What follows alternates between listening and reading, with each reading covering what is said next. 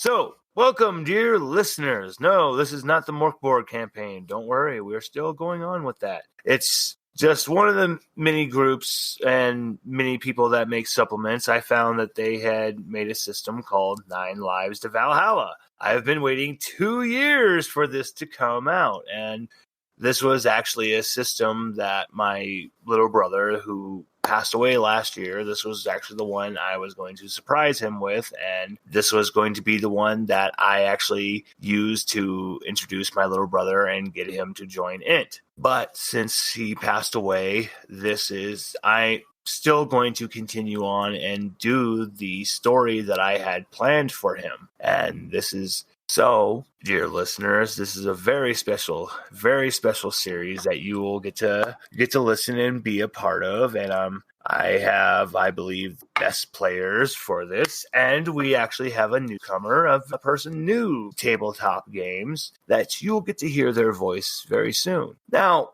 9 Lives to Valhalla is what really instantly drew me to this system is that because it specifically states that the dawn of man has ended. And you may be misleaded when you first hear the title of 9 Lives to Valhalla that this is immediately a medieval fantasy world. But it does not state that. It deliberately does not state that because it wants to be open-ended so you come to your own conclusions to shape how the dawn of man is. So, let me take you now into the world of Meow Narok. The dawn of man has ended. No, it wasn't a zombie apocalypse. No, it wasn't the rapture. No, it wasn't alien. It was just something that mankind had been warned about so many times, but their hubris got the best of it. It was overpopulation. The planet couldn't support mankind anymore. And mankind,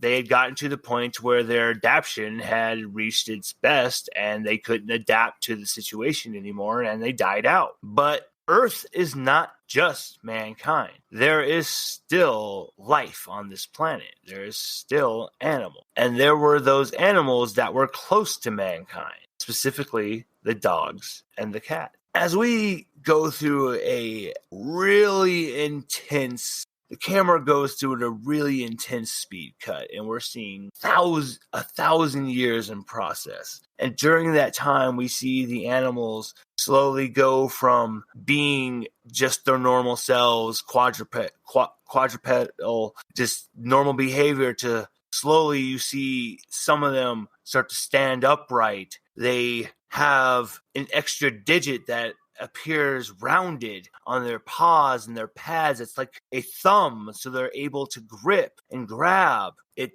They're developing forms of communication, language, and stop. And that's where we are now, 1,000 years after the dawn of man. And to be fair, I'm going to say it was around the 21st century, so maybe somewhere around 22. We'll pull the Mega Man X method, 22XX. Will be vague. And there's still remnants of technology, and now this was not like our Earth. It was similar but different. This Earth embraced magic. So there was magic and what we call cryptids in our world. They were just normal inhabitants. There were dragons, there were Sasquatches, there were mermaids, kelpies, and yes, even leprechauns. And if you actually know the real legends of leprechauns, you would know that's not good because leprechauns are dicks. I continue. Granted, there was no love lost when humans were gone and all the fantasy creatures were like, yay! And then when the animals started to uprise, no! And with this, we saw the two species really become the next apex predator. It was the cats and the dog. And the planet really is split between the two because, granted, all the other animals still exist, but the animals and dogs and cats really have taken to authority and power. Well, once again, I'm oversimplifying because cats, they don't like the idea of hierarchy. That's why the clans, that's why the current leader, Catherine the Great. That's why she doesn't say, hey, even though I am the figurehead of all the cats, I'm not going to dispose rules on you. That's up to you. That's why you have your own clan. It's just if for when it comes time for a big decision, we can get together and come to it together. But dogs, on the other hand, no, there is a hierarchy. It's the great Mastiff clan. All other breeds underneath the Mastiff, they have to, when the Mastiff calls, they must answer that call. And just as with Catherine the Great, she is at war right now with the horrid Tibetan Mastiff Cujo. Sorry, dear listeners. I gotta make sure to stay hydrated because I'm doing a lot of talking.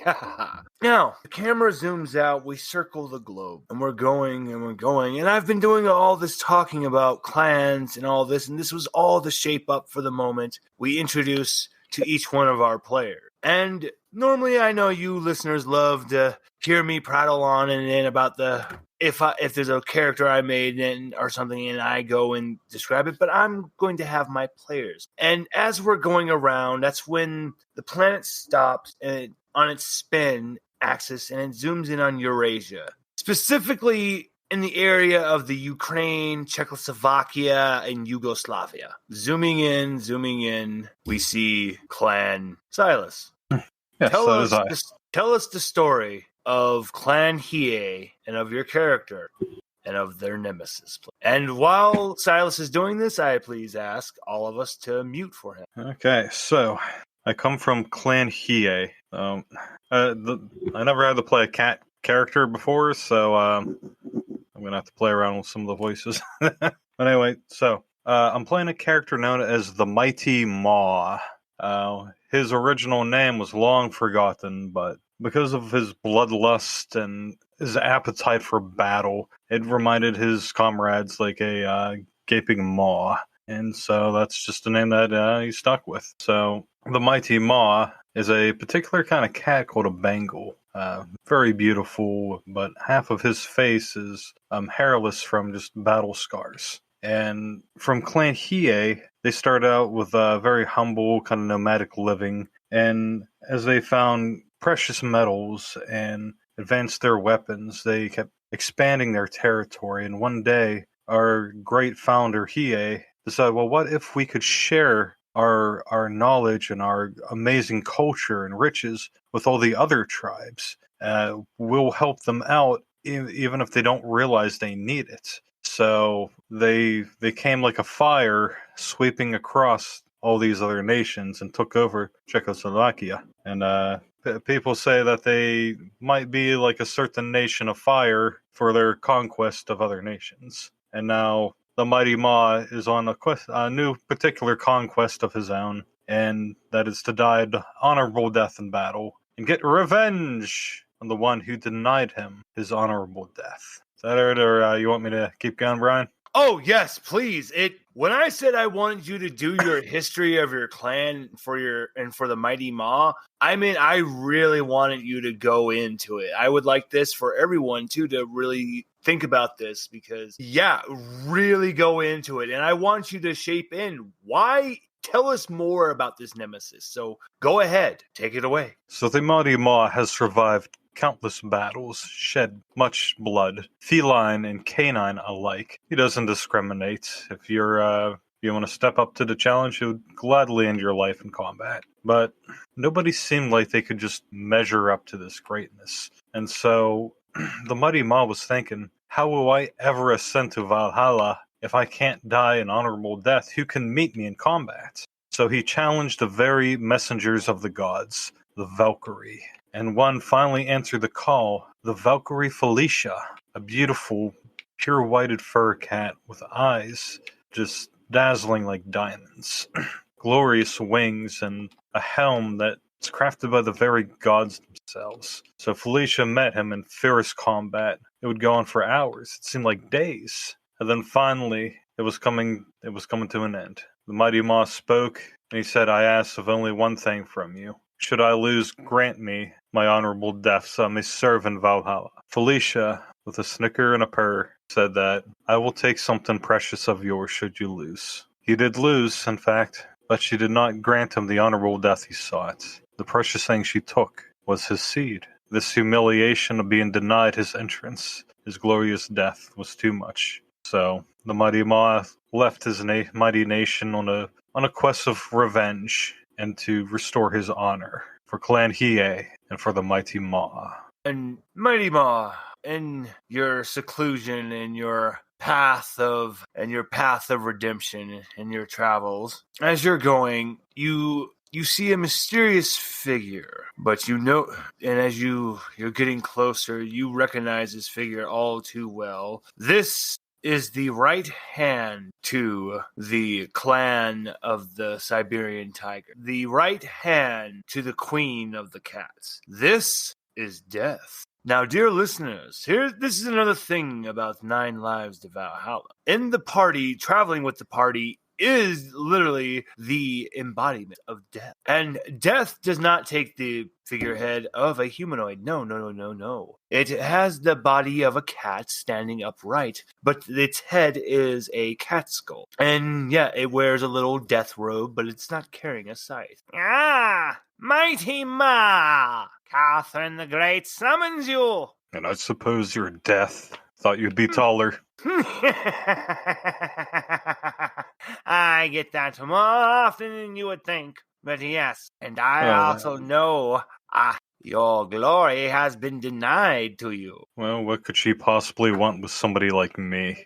My dignity lost. Because there's still a chance for you to gain your honor and your seat in Valhalla. I thought the mighty Ma spruces up. You see this. He tries not to show any emotion, but you see this like twinkle in his eye, and his tail just slamming down on the ground real hard. I'm gonna stand up, and I got my mighty tuna bone weapon. Then let's make haste. Yes, for good. You're the first of the group. I must go. Now we will continue our journey to the next of the party we shall take to Catherine. Come, we go to the Anger Meows. And the camera zooms out. Planet slightly shifts. And we go to the area of the Balkan, Turkey, Egypt. And Egypt. And, well, this character has already started to speak, so, Sam, please tell us about the Anger Meows and your character, their history, their story, and of their nemesis, please. The Anger Meows are a clan of Maine Coon cats. In particular, the character that I'm playing as is Truffle, the princess of her tribe. Truffle's tribe comes from very old tribal practices. They know times have changed. They know colonies have changed, but they stick with the old ways. They have a strong and proud matriarch. The females are the hunters and the fighters, and the male cats are the ones who stay home and take care of the kittens, make sure that the homestead is safe. Now, even though the male cats are the homemakers, they are not weak. They are also trained to fight in order to protect the kittens. And once a kitten reaches adulthood, they will celebrate with a tribal dance, and to celebrate the coming of age, the experienced hunters will take the young cat out for their first hunt. And that will commence the Feast of Age. But Truffle herself, she is the Princess Royal, and she is proud and feels completely psychopathic, kind of like her grandmother, Dolores, a proud Maine Coon who was able to catch birds in mid-flight. And that leads to the nemesis. Though the tribe has a strong and beautiful colony and villages, the food is scarce. And our nemesis is the screeching owls, who come in and take what food that they want rather than taking only what they need. So the tribal cats and the screecher owls have very bad blood due to territory and the scarceness of food. Let me keep going. Oh yes, please. And I would like you to also shape us the first battle with this rival. How did they please The first battle happened between Dolores, Truffle's grandmother, the queen cat, and the king screecher owl, who cannot say his name because it's just screaming noises. It's Lord screaming noises. So it's a joke in the tribe that he's Lord Dickhead. Can I say that? Oh, this series is a rated R series. Perfect. Parental guidance is advised. So yes, please go. Feel free. You guys can curse as much as you want. We all know our X cards were in our line. So just remember, do not cross those, and you're good. All right. So that is the joke in the cat clan, the Anger Meows, because the language barrier between the two tribes is also very strained. But the first fight was with Dolores and the Lord Screech Owl many, many years ago. It was a brutal battle that ended in many cats dying and many owls dying. But Dolores came triumphant when she jumped into the air as the King Owl swooped down about to off one of her children. She grabbed him and she slain him in mid-flight. There was blood and feathers everywhere. So the rest of the owls had fallen back. So the main tribe itself is safe, but there's still a battle in nearby territory. Those war zones, those safe zones, but the cats are trying to learn more about the language of the screecher owls. So either because this battle is going to end in a full-on blood battle, or it's going to end with peace. Truffle herself loves blood, so she's voting for that route, but Dolores wants there to be peace. And Truffle is a Maine Coon, but she is a teeny tiny Maine Coon. She is a very tiny Maine Coon. I do like how you have set up the Screecher Owls, and I admit I already had something very special for it, and Yay. I can't wait to... Oh, God, B's going to catch on so quick for what I'm doing with those owls. Oh, God. All I'm going to say is your tribe lately has just been hearing them lately as they chant because they practice the dark magics, and all they hear is just the hoo hoo hoo ha ha ha coming from the trees lately. And a lot more bones of your tribe have been found on the ground as if the owls have been eating you all from the lack of the food. And it was damn gluttonous, those fat fucks. Then we could have all been eating well together. They've just been decimating all the crops, making it really hard. They're worse. They've practically become locusts themselves. And as you're looking out, you're inspecting your crops, you've seen that damn owls have decimated this year's harvest. You're wondering how you guys are even going to make it. That's when you see two figures coming. You see Bengal. You recognize definitely comes from Clan Hiei. You know they're a respectable, honorable clan. And you see accompanying him none other than the right hand to Catherine Death. I take it you're the granddaughter of the clan leader of the Anger Meows? I pull out my sword. Who's asking? Quick to battle. Catherine will like this. But sheath your blade, young one. It would do nothing to one such as me. I recognize that. Yeah, I recognize that's a floating cat head, so I just put it away. Quick to battle is how we survive, especially when scarcity is so bad right now. What if you were offered the chance to provide your clan with not only protection from those from the sky, but also food for the winter, food for a continued existence? Would you answer that call? For my tribe, I will stop at nothing. Well, that is exactly what I'm offering. Catherine needs you. Catherine, the great cat. Yes. Even her reputation has reached my borders. I answer the call. Yes. Now, we shall go and get the next ones from our journey. Now, we must go far. We have to go across the ocean for these three. Now, come. Let us go. And camera zooms out, and this is when we're actually going to hear from our new player, because we go to the Americas, but specifically to the very most northern tip, because we go to the clan, the Order of the Twilight Paw, and they control the areas of Alaska, the northern tips of Canada, and portions of Iceland. Now, please tell us more of your clan and of your character, their history, and your history with your nemesis. All right. So my name is Kareem Craven. I'm a solid black Bombay cat.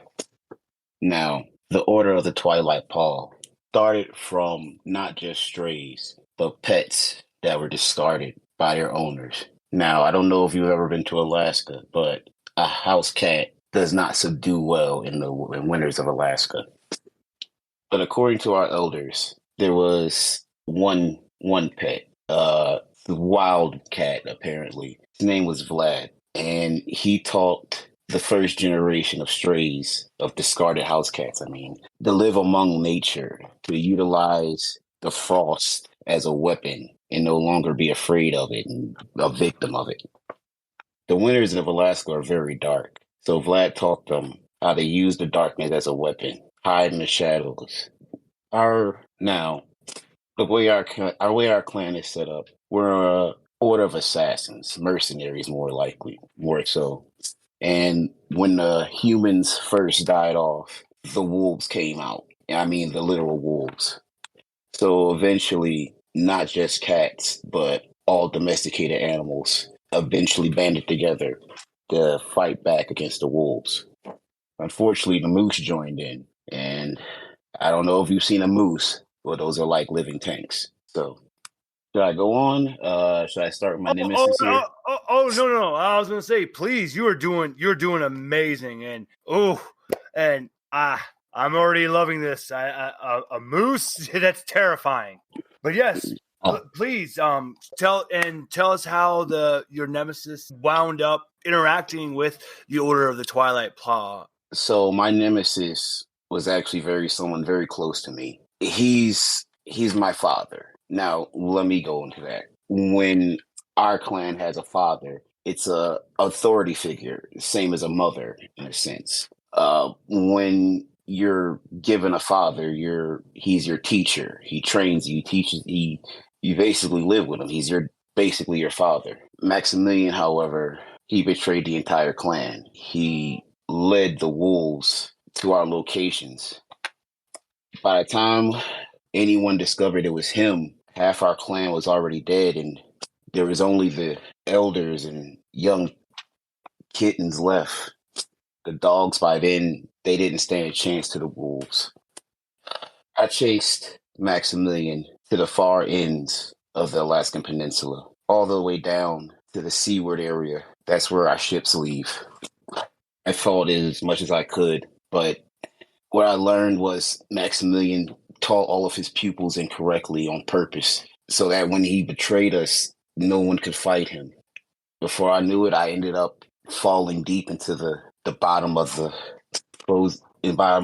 freezing seaward bay, and I think that's where I should come in. Where Death should find me, maybe. Yep, that is actually perfect. So that, as you're out, that is when, Kareem, you see three figures approaching. It's coming from the dock, and you see a Bengal cat with a scarred face. And actually, Sam, could you describe Truffles for us one more time? She is a gray hair Maine Coon, just tiny. She's a tiny Maine Coon. Thank you. No. She is full grown, by the way. I just wanted to make sure that the listeners got the description again. Sorry. and you see a gray Maine Coon. And then that's when those two, granted, you do see that they are wearing their emblems from their clans, and you recognize the symbols for Clan Hiei and the Anger Meows. Because one of the things that I have neglected to say, dear listeners, is that there are so many different breeds of cats, so there will be so many different clans. Each one of these players are representing one of the top clans in from all of the cats. So literally their clans each is like one of the best of the best. And with this, Kareem, you also notice the right hand to Catherine the Great, the current head of the Siberian Tigers, Death himself. I see Vlad's teachings have not gone to waste. Kareem, Oh, sorry, you go first. How do you know my name? There's not much that is not noticed from Catherine's from where we are. We know everything about most of the clans, and we can also tell you Maximilian is active again, Kareem, and we can provide you with what you seek, your vengeance against him. First off, is your head real, or am I just seeing things? Kareem, I'm going to be perfectly honest. I thought I've heard every kind of response, but that is the first. Yes, but this is real. Yes, just checking. Sign me up. Wow, I thought it was going to be harder. Thank you. Now, please. Welcome to the group, Kareem. And like I said, we will provide you with the chance for your vengeance that you seek. And with that, great honor shall be bestowed upon your clan. Now, we must go. We shall be going to the House of Strays to pick up our next two. Away we go. And the camera zooms out, and we're not going to go that far for these next two because it's another territory for the Americas, for parts of Canada and the lower regions of North America and parts of South America. Now we have two players from this clan, and I'm going to ask them both to please tell us about the House of Strays and of their characters and their nemesis. So please take it away. Waffles is a rather eccentric younger cat. He's well, I guess it's a bit like describing a zebra. He's white with gray or gray with white, however you'd like to put that. White arms, a gray back and mask sort of thing going on. And he does represent the House of Strays, though if you ask him, he will tell you with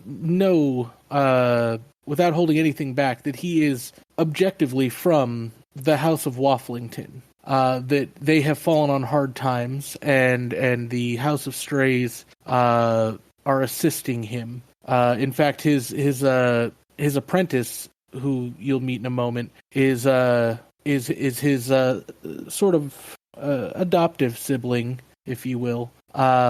She doesn't come from the House of Wafflington.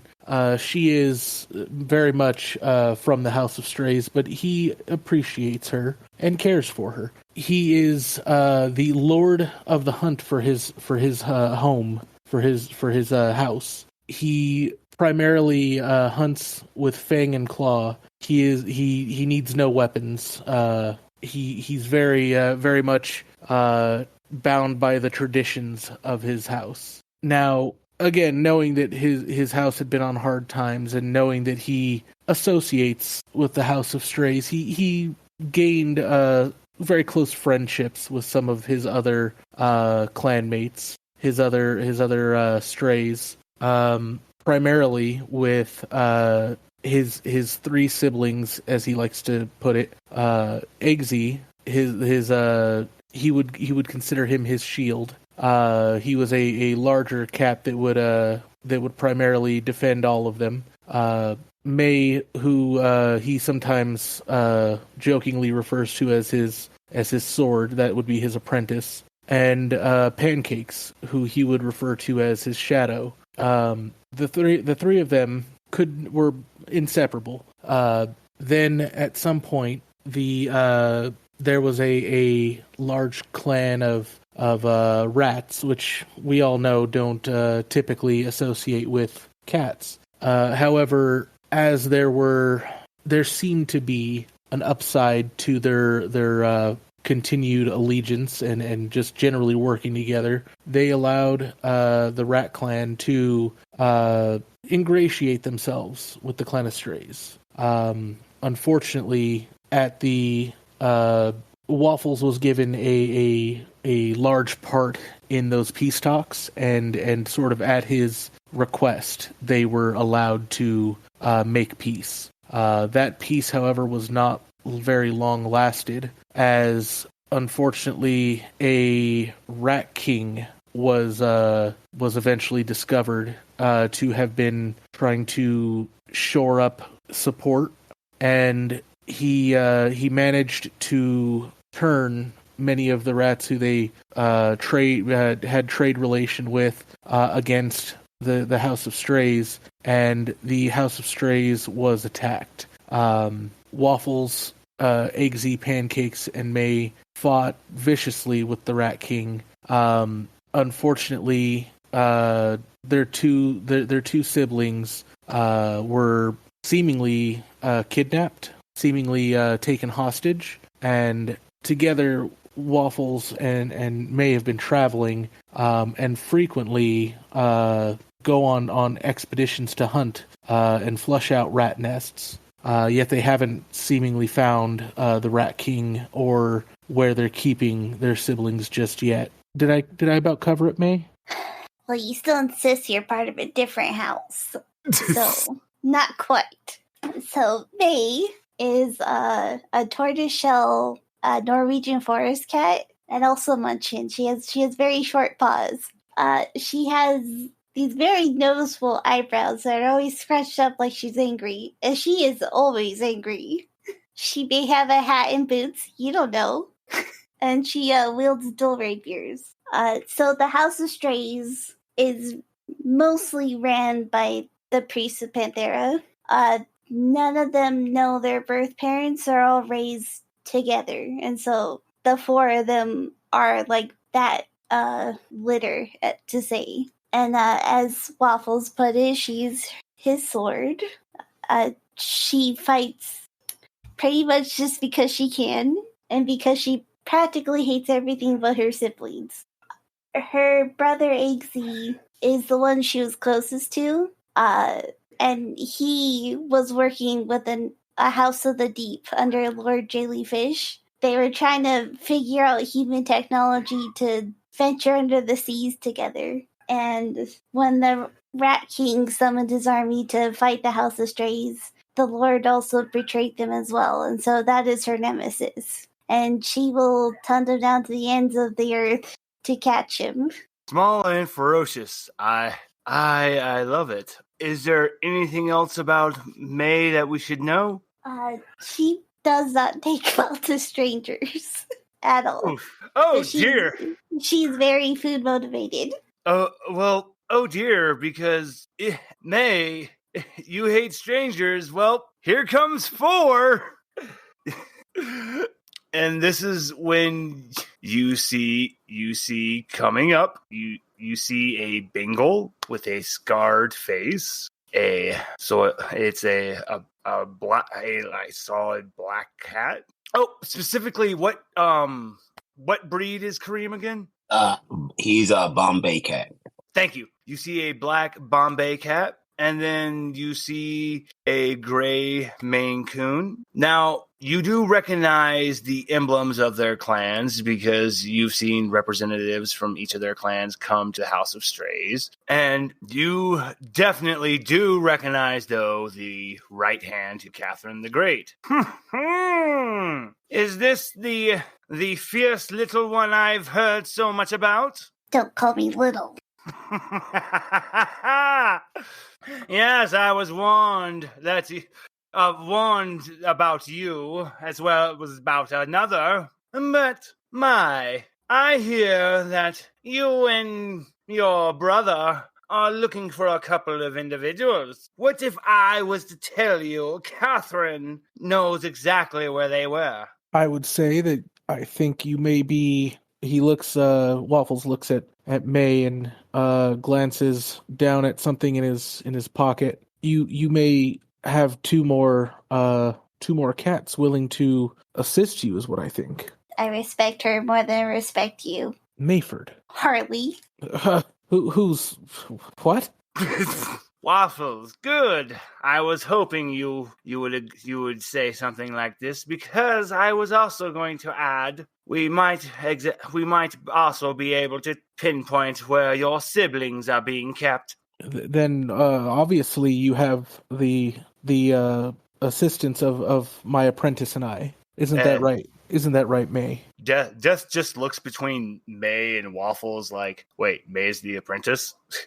If we must. Manners, Mayford. I didn't curse. I didn't say you did. I said manners. Just gonna smack him in the face. That's a little game we play. Yeah. She is. Oh, what was that? Truffle's gonna look at May and says, "A fierce warrior she is." Thank you.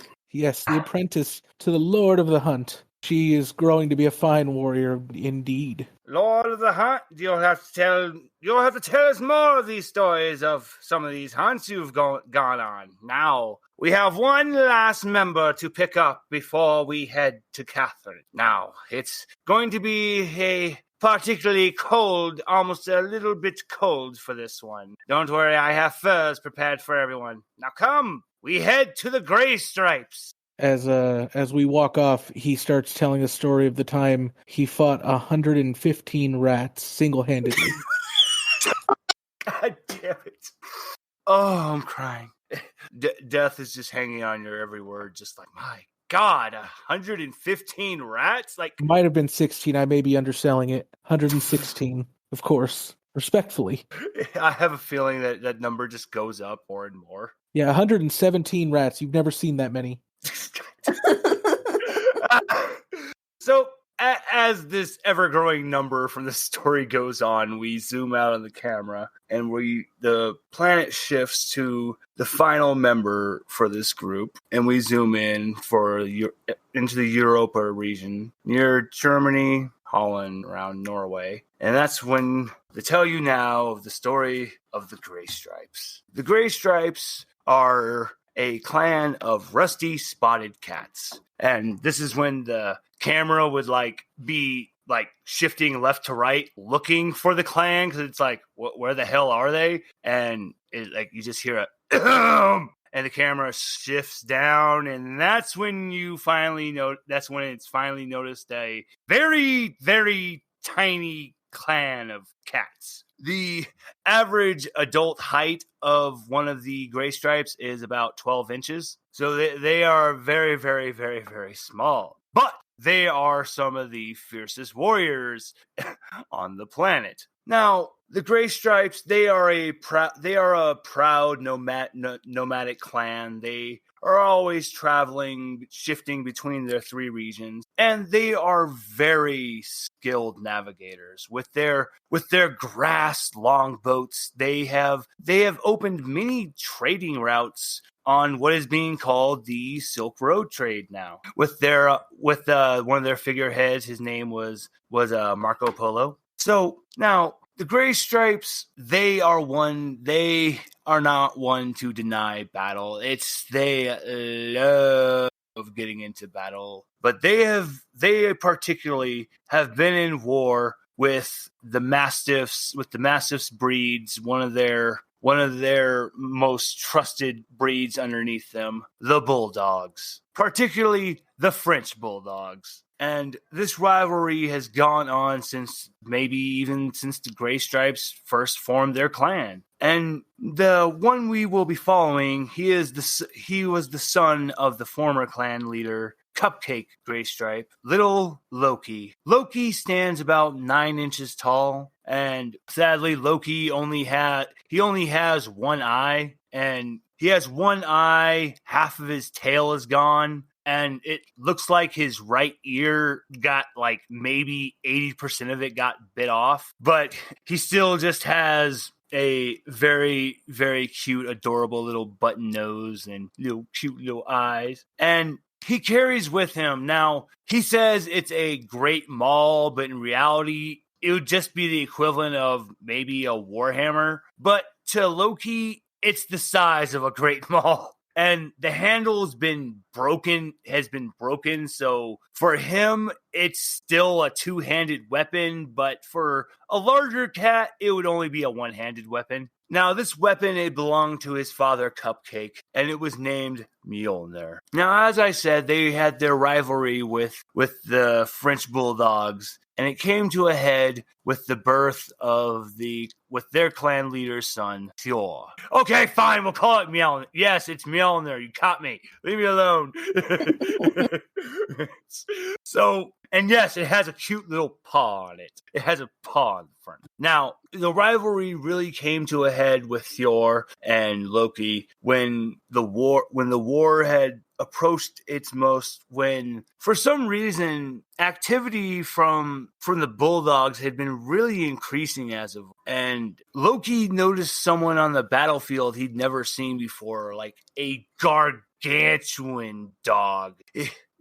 Now, Loki has seen Catherine the Great, and he knows how big she is. Like, to Loki, Catherine is the size of like a dragon. So this dog that Loki saw was the size of Catherine. So it blotted out the sun on their battlefield from where he was standing. And during this battle, Thor felled Loki's father, Cupcake. And picking up his father's hammer, Loki jumped in the air, but Thor, like a coward, fled from the battlefield. And it's with this, Loki, he has been told that he needs to take hold of his clan to regain their honor, to go and claim sacred revenge. But little Loki, he doesn't believe he is ready. He doesn't believe he is ready to hold his father's hammer. He doesn't believe in himself. Little Loki is lost. And it's during this there was a clan meeting. It was being discussed because there were rumors that the Gila monsters were possibly going to be joining with the French Bulldogs. Things are a mess. So many of the clan has died lately.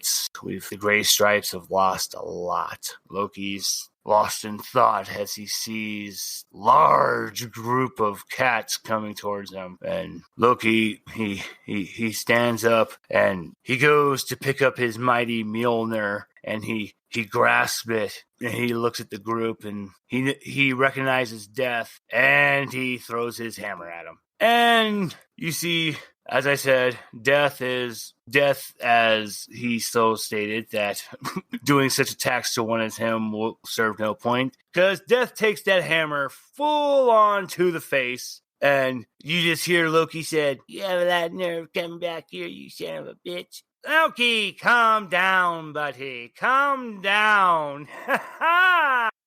Who are these strangers? Why are you all here? No, little Loki.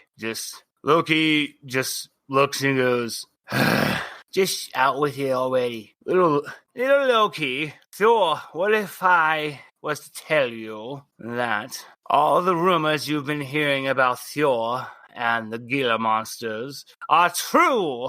Well, you just made my life harder, and I just want to hit you with my hammer again then. Little Loki, Catherine needs you. The big cat lady? Yeah. Loki, fine. Loki puts his big gargantuan hammer on his back. It's still dragging on the ground because he's only 9 inches tall. And he gives everyone a little salute and goes, "I'm Loki." And you notice his fur, he's all black, but he has like grayish white stripes on his body. Yeah, pretty much that. And I think that's when like Loki is like looking between the group, and he looks at the Bengal cat, notices that he comes from Clan Hiei, and goes, "Ooh. What are you looking at?" Oh, sure. I've heard a lot about the Hiei. And Loki just looks and goes, would you be up for a battle, waiter? Sure.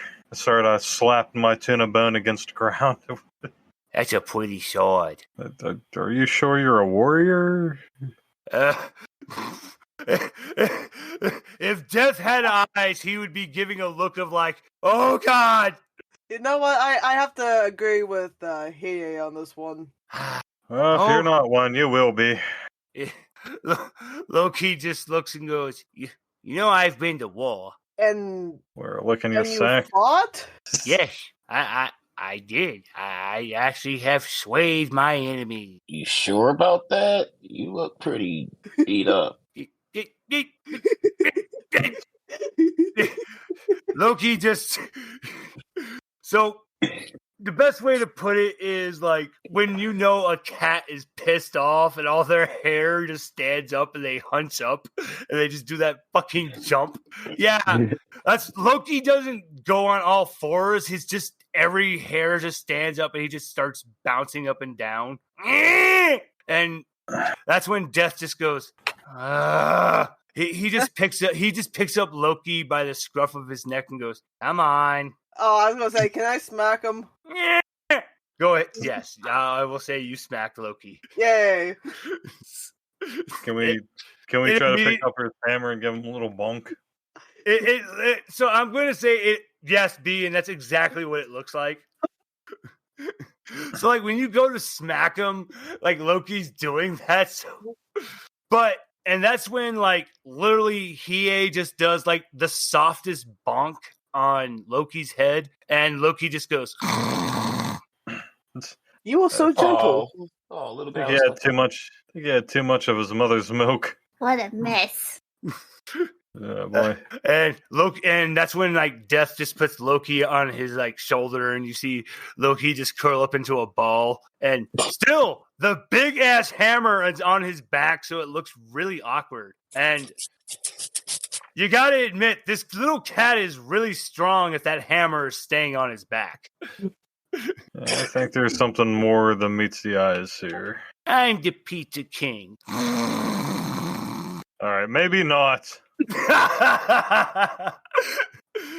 And this is when the group, all gathered together, finally makes their way to Catherine the Great's home in Siberia. You're going through the vast frozen tundra. Thankfully, you've all been provided these really great yak fur jackets. You guys all just, granted, you all just look like giant big puffballs, but you are not cold. You're going, and that's when you are approaching this vast palace. It's clearly, this is what the czars of the old age, this was their home. But what was formerly would have been like portraits of humans, you see like, granted, the paintings get better in quality the farther you go, but they were clearly painted with Paws, and they were slowly getting used to painting. So the first ones just looked like really bad finger paints of like stick figure cat designs, to slowly it gets to like a beautiful masterpiece. And you see the portrait of Catherine and all of her family, and this is a really big family. Aw, that's adorable. But I'm sorry, listeners. Aw. The player from Waffles put a really cute picture, and they're adorable. But so you notice that that Catherine's family, that it's at least 40 cats, 40 tigers, but there's just every variation of big cat here. And as you're going, that's when you just hear this, you recognize the really annoying cackling laughter of a hyena. You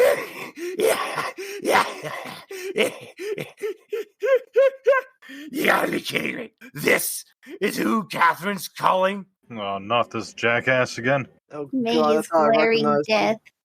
You notice 3 different hyenas. One just has like the dopiest, dumb looking look in his face, and he's got like double cross-eyed. One eye's looking to the left, one eye's looking to the right, and he's just. So which eye do I have to look at when I'm talking to you? Yeah, that's what I thought. Yo, share what you are having, bro. I want some of that. And that's when you notice that the lead hyena, the female, she has like a mohawk to her mane. Calm down, dum-dum. Don't be talking like that. Remember, we're in the palace. I apologize. My 2 compatriots are just a little on edge because we found out that you're the group that's supposedly going to... God damn it, I got caught that quick. But anyway, but we found out that your group is going to be the ones taking on this, the big job, the big mission for Catherine. And all I'm going to tell you is that there's a lot to gain. So you're going to have all eyes on you. The dopey looking one's just got like his head's just uncomfortably close in front of Truffle's. Do you want to back this up? He's just looking at you. I dare say I think something's wrong with that one. I smack him. He just starts crying. Good. You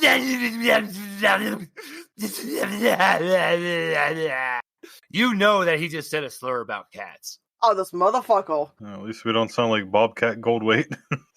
God damn it. Hold on real quick. No.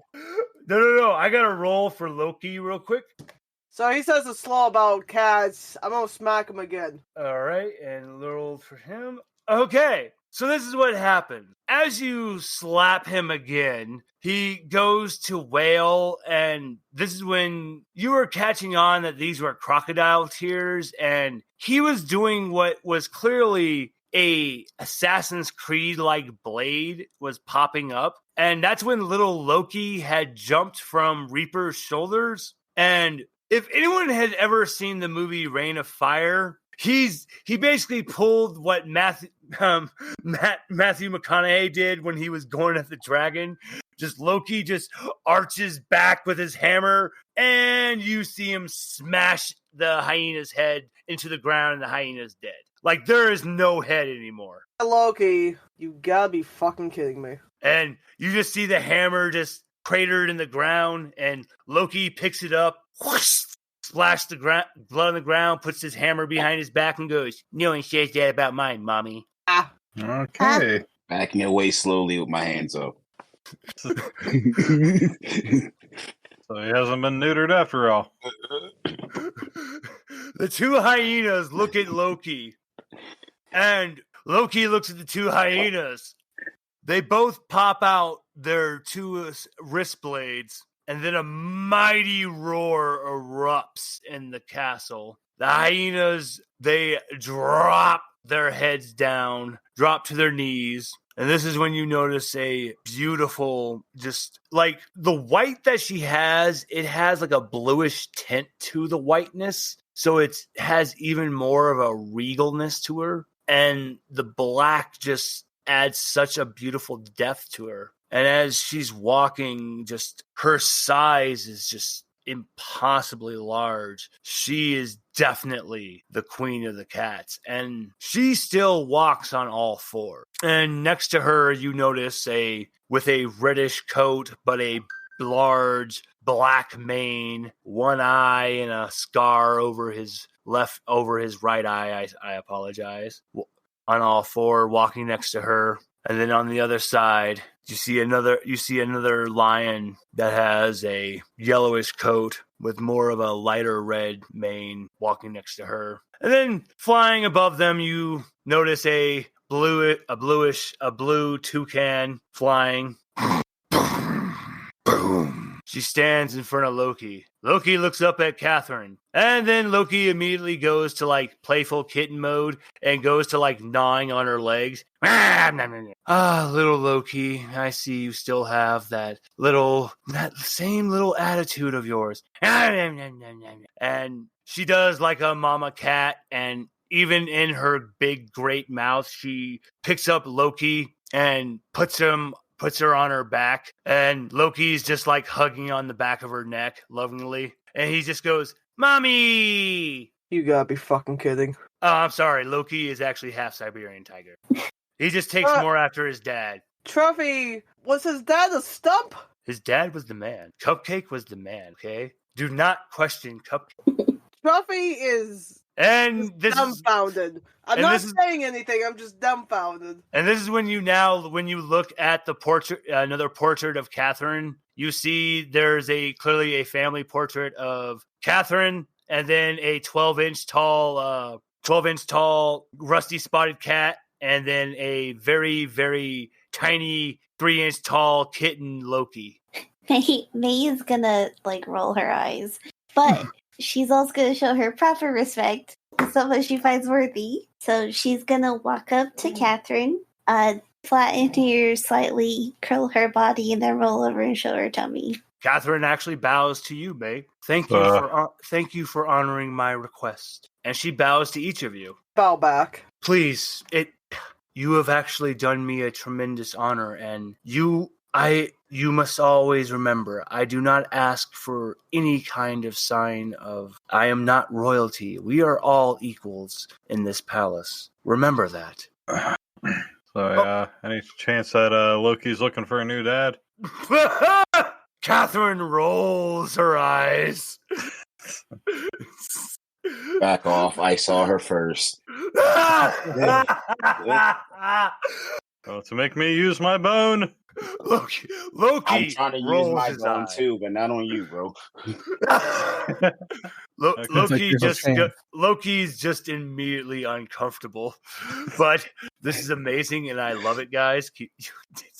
We'll Rochambeau for it later. Yeah. So Catherine just goes, "Oh my goodness, this again. Oh, now please, everyone, I would like to share a meal with you all, and I would like to go over the situation about why I have actually asked for your help." And it's a meal chicken. Waffle's favorite is chicken. Oh, I have procured only the best black chicken and fresh salmon and tuna and caviar for this meal. So please, let us go. Truffy's yells park out with the sound of salmon. Kareem tries a fight to be closer to the queen. The queen is just I just see the queen uncomfortably between Kareem and we're just trying to shoulder check each other, get closer. And they're both getting back occasionally when they get too close. Exactly. While they're arguing, Waffle slips by and stands next to May, but close enough to the queen. And I really love this dynamic that you guys are creating, and you guys are playing really good off of each other so far, amazingly well already. And with this, we're going to zoom out because now, dear listeners, we're going to leave off on a cliffhanger. Because as we zoom out, the camera shifts off to a lone tent, a very large tent in Mongolia. And we see what's a pure white Tibetan Mastiff. His size is only second to Catherine. This is Cujo. Around his neck is a spiked collar. And you see behind him is it's a picture of him with his family. It's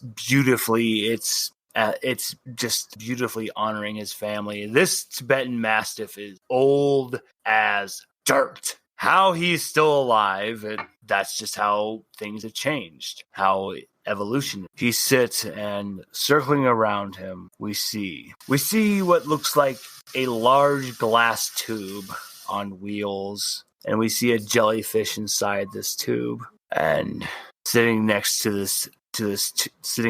the wheeled tube, we see just this gargantuan rat. Coat black as night, eyes deepest shade of red.